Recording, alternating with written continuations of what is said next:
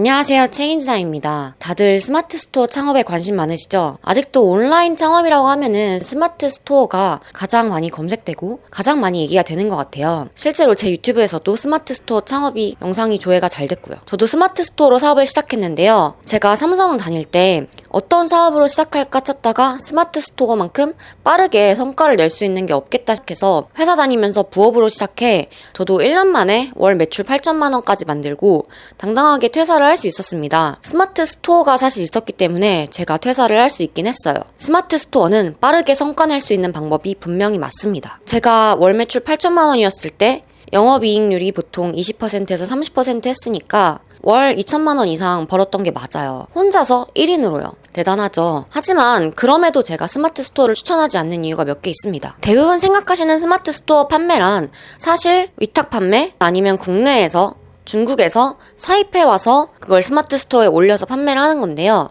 이 방식의 판매로 제가 돈을 번 건 맞지만 사실 저는 더 이상 하지 않습니다. 그리고 제 주변 지인도 스마트 스토어로 판매하고 싶다라고 얘기 많이 했는데요. 그때마다 저는 냉혹한 현실을 알려주면서 하지 말라고 합니다. 사업을 정말 제대로 할 거라면, 그리고 오랫동안 장기적으로 돈을 벌 거라면 스마트 스토어 판매는 저는 추천하지 않습니다. 그 이유를 알려드리겠습니다. 첫 번째, 고생만 죽도록 하고 나중엔 남는 게 없습니다. 위탁 판매로 판매를 하다 보면 나만의 상품을 판매하는 게 아니다 보니 위탁이나 중국 국내 사입 판매는 결국 누구나 다 똑같이 판매할 수 있는 상품이 됩니다. 그러면 상품에서 차별화를 할 수 없죠. 상품에서 차별화를 할 수가 없는데 내 스토어에서 구매를 할 이유를 만들어줘야 되죠. 그렇게 할 수 있는 가장 쉬운 방법은 결국 가격을 낮추는 겁니다. 싼 걸로 고객을 유인하는 거죠. 가격을 낮추지 않고 판매를 잘 하려면 두 가지 방법이 있습니다. 뭔가 서비스를 더 주거나 사은품을 더 주거나 아니면 원뿔원, 투뿔원 이런 식으로 더 주는 방법이 있겠죠. 아니면은 리뷰를 엄청 많이 쌓고 판매를 되게 많이 해서 딱 검색했을 때 제일 최상단에 뜨게 하는 상위 노출. 서비스를 더 주는 방식은 결국에 이것도 원가가 더 상승하는 거기 때문에 팔았을 때 남는 게 별로 없어지는 게 마찬가지입니다. 그리고 사실 상단에 판매를 하려면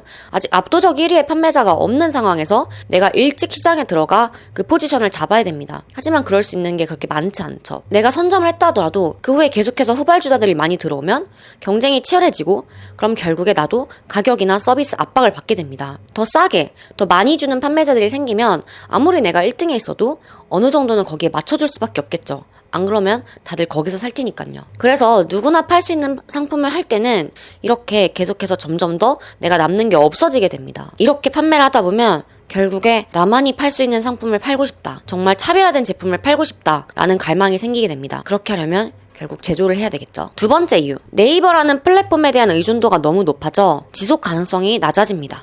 이게 무슨 말이냐면요, 스마트 스토어에서 잘 팔려면 사실 네이버에 딱 검색했을 때 제일 위에 뜨는 상위 노출이라는 걸 잘해야 돼요. 이 상위 노출은 근데 네이버에서 계속해서 위에 띄워주는 로직을 바꾸거든요. 이 로직에 대한 연구가 굉장히 중요합니다. 내가 1, 2위로 굉장히 상단에서 잘 팔고 있었는데 네이버에서 로직을 갑자기 바꿔버리면 어느 순간 갑자기 상품이 뒤로 확 밀려버립니다.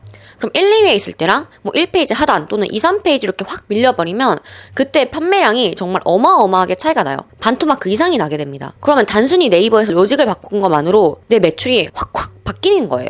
이렇게 플랫폼에 대한 의존도가 높습니다. 또 네이버가 원하는 규칙을 제대로 지키지 않으면 갑자기 판매 중단이 되기도 합니다. 저도 실제로 예전에 스마트 스토어로 팔 때 어떤 한 고객님께서 제가 고객님께 전화드려서 리뷰 수정을 부탁드린 적이 있었어요. 그런데 이게 사실은 개인정보보호법 위반이기 때문에 굉장히 큰 문제가 될 수 있습니다. 이 고객님께서 네이버에 신고를 했고 그렇게 해서 저는 통보 없이 하루 만에 갑자기 스토어가 운영 정지가 됐었습니다. 하루아침에 갑자기 제가 팔던 모든 게 노출이 되지 않게 된 거죠. 그래서 이 사건을 계기로 저는 브랜드를 만들어야겠다고 다짐을 하게 됩니다. 네이버에서 상단에 보이기 때문에 사는 게 아니라 고객들이 우리 제품을 애초에 인식하고 우리 제품 이름을 검색해서 들어와서 나에게서만 사야 하는 이유를 확실하게 만들어야겠다라고 느낀 거죠. 이게 바로 브랜드가 하는 방식입니다. 사실 플랫폼은 계속해서 변화합니다. 제가 중학생 때를 생각해보면 그때는 스마트 스토어에서 이렇게 사지 않았어요. 그때는 지마켓, 옥션 이런 플랫폼이 대세였죠. 그리고 제가 대학생쯤이 됐을 때는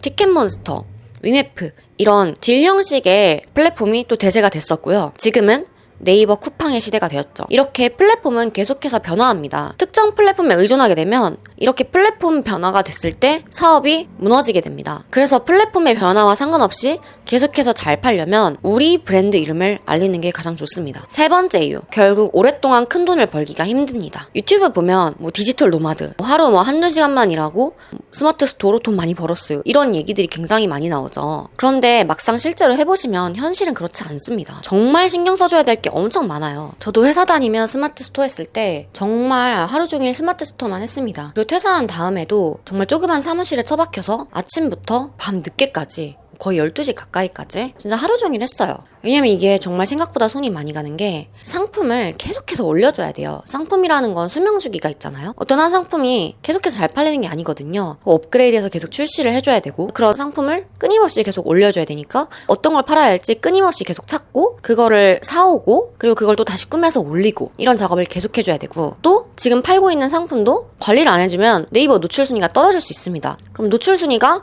어느 정도인지 계속 체크해서 만약에 떨어졌으면 또 다시 올리기 위해서 연구하고 노출 순위가 낮으면 어떻게 올릴 수 있을지 계속해서 연구하면서 이것저것 해보고 또 고객 후기 관리도 엄청 중요하죠. 후기 안 좋은 거 혹시라도 안 쌓였나, 어떻게 하면 하나라도 더 후기를 쌓을 수 있을까, 그런 것들을 계속해서 연구해야 되다 보니까 이게 일이 정말 많아요. 정말 하루 한두 시간 하고 안 하는 거 말도 안 됩니다. 그렇게 신경 안 쓰면 그냥 금방 날아가요. 그렇게 해서 고생해서 겨우겨우 키워놨어요. 그런데 네이버가 영업권을 사실상 다 가지고 있는 거죠. 아까 말씀드렸듯이 그냥 갑자기 어느 날 너네 판매하면 안 돼 이렇게 잘라버리면 그렇게 내가 고생한 게 그냥 다 물거품 돼서 날아가는 거예요. 그런데 만약에 내가 브랜드를 한다고 하면요, 네이버에서 팔건 어디서 팔건 다 상관이 없습니다. 왜냐면 스마트 스토어기 때문에 사는 게 아니라 이 브랜드가 좋아서 사는 거기 때문이에요. 가격 결정권도 나한테 있죠. 애초에 이 브랜드에서 사고 싶기 때문에 가격이 자기가 생각하는 범위대에만 맞는다면은 삽니다.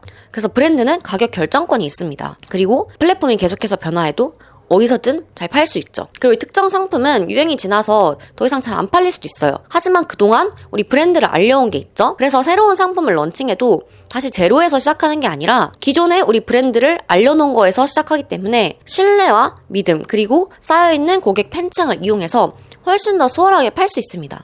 그래서 상품은 날아가도 브랜드는 남는 거죠. 저희 사업 시작하면은 정말 많은 시간과 노력을 갈아서 넣어야 되잖아요. 그런데 이 고생을 금방 날아갈 버릴 지속성이 없는 것에 투자하시겠어요? 아니면은 훨씬 더 크게 벌 수 있는 기회에 투자하시겠어요? 브랜드는 잘 키워내면 이거를 팔 수도 있습니다. 마치 하나의 회사가 되는 거예요. 우리 회사 매각해서 엑시트하잖아요. 브랜드는 잘 키우면은 다른 회사에서 사갑니다. 하지만 스마트 스토어는 그걸 누가 사가겠어요? 물론 스마트 스토어 양도 양수도 하지만 얼마 못 받습니다. 브랜드라면 달라요. 이제 브랜드를 왜 시작해야 되는지 아셨죠? 브랜드를 시작하는 방법 중에서도 저는 화장품 창업을 추천드립니다. 화장품 창업을 추천드리는 이유는 전문 지식이 많지 않아도 그리고 초기 투자금이 많지 않아도 쉽게 만들 수 있는 제품이기 때문입니다. 만들기는 상대적으로 쉬운데 돈도 얼마 안 들어요. 생각보다 1000만 원 이하로 시작을 할 수가 있습니다. 이렇게 만들기는 상대적으로 쉬운데 고객 수요는 굉장히 많습니다. 그리고 화장품은 브랜드 매각 시장에서도 굉장히 높은 가치에 판매가 되는 제품군이에요. 그리고 화장품은 원가율이 굉장히 낮습니다. 실제로 LG 생활건강을 보면요, 식품, 생활용품, 화장품 이렇게 사업부가 있는데 영업이익률이 가장 높은 곳이 화장품입니다. 왜냐면 원가율이 낮기 때문에 브랜딩이 잘 되고 나면 그 다음부터는 어마어마한 영업이익을 벌 수가 있는 거죠. 화장품 말고 패션 쪽도 굉장히 원가율이 좋은데요. 하지만 패션은 시즌별로 계속해서 상품을 다양하게 갖춰놔야 하고 그리고 또 사이즈, 컬러 이런 것들을 다양하게 해야 되다 보니까 제품 생산이나 재고 관리나 이런 것들이 좀 어려워요. 하지만 화장품은 몇 가지 특정 상품들 위주로 판매가 되고 또 식품 같은 경우도 굉장히 수요가 큰 카테고리긴 하지만 식품은 유통기한이 짧죠. 화장품은 유통기한이 2년, 3년 이렇게 깁니다. 따라서 소비재 중에서 잘 브랜딩된 화장품만큼 이익이 좋은 제품은 거의 없습니다. 그럼 화장품 창업 어떻게 해야 하는지 궁금하시죠? 저도 아무것도 모르는 상태로 화장품 창업했습니다. 저 화장품에 대해서 제대로 공부해본 적이 없어요. 하지만 6개월 만에 만들 수 있었습니다. 아무것도 모르는 제가 있으면 여러분도 할 수 있습니다. 어떻게 하는지 A부터 Z를 다음 영상에서 알려드릴게요. 그럼 구독과 좋아요 해주시고 다음 영상도 많이 기다려주세요. 감사합니다.